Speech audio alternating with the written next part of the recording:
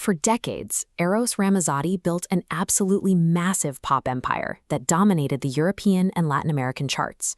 He pulls stadium-level crowds across multiple continents, singing in 2 different languages to millions of devoted fans.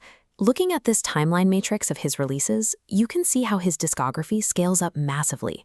Almost every album is released twice, once in Italian, once in Spanish, creating a towering volume of tracks over a 30-year span.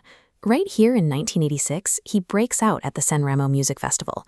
And over here in 1993, he releases Tutta Storie, one of the highest-selling records of his career. Hitting shuffle on a catalog this massive is a gamble. You risk bouncing between completely different production eras, or worse, wasting your algorithmic listening time on tracks that don't match your taste. To map this discography effectively, we have to evaluate it based on what you actually want out of the music. We are going to look at 3 specific types of listeners: the production purist, the language optimizer, and the casual modern pop fan. Your listening time is an objective investment.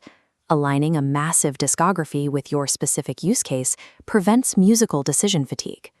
Let's start with the production purist, someone who values high-craft studio musicianship and Latin crossover history. Go straight to his 1993 album Tutta Storie, also released in Spanish as Todo Historias. Beneath the pop melodies, it was built using elite analog studio tracking. Bass mechanics by Tony Levin and precise drum work by Steve Ferrone anchor the production. But there is a distinct trade-off here.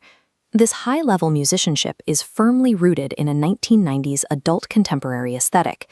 To enjoy the instrumentals, you have to tolerate intensely dramatic post-breakup lyrical themes. Take the track Otra as a prime case study. The lyrics center heavily on desperate, toxic grief and the absolute inability to replace a lost love. The underlying instrumental mechanics are top tier, provided you can accept the heavy, era-specific melodrama layered on top. Next is the language optimizer. This is the listener who uses media consumption to build dual language fluency. Ramazzotti's catalog offers a unique educational advantage because his albums are mirrored strictly 1-to-1 in both Italian and Spanish. This chart maps the vocabulary overlap between the Italian track Un'altra te and its Spanish counterpart Otra como tú. You learn translation symmetry without losing rhythmic cadence. The drawback? The acquired vocabulary is highly poetic rather than functional.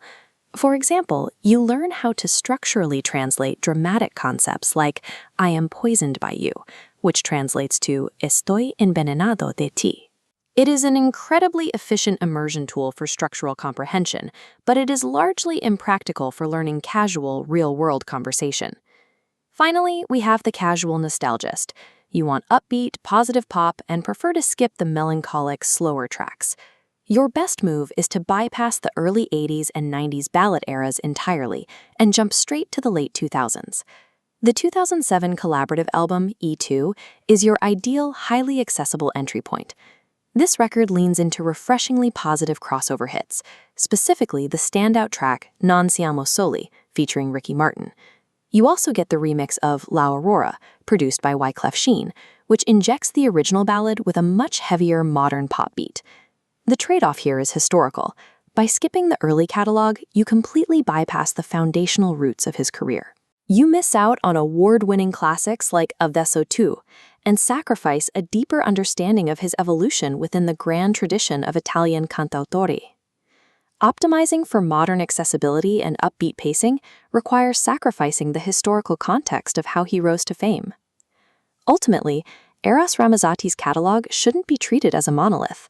Think of it as a highly specialized multi-tool. This flowchart breaks down exactly where to start based on your listening goal. For language acquisition or analog production, trace your path directly to the 1993 Tutta Storie era. For modern pacing and upbeat collaborations, follow the path to the 2007 E2 release. Nostalgia is subjective, but effective media curation is a science. A career this massive and enduring demands this level of analytical breakdown. Never hit play blindly. Match the era to your exact objective, and you guarantee the highest return on your listening time.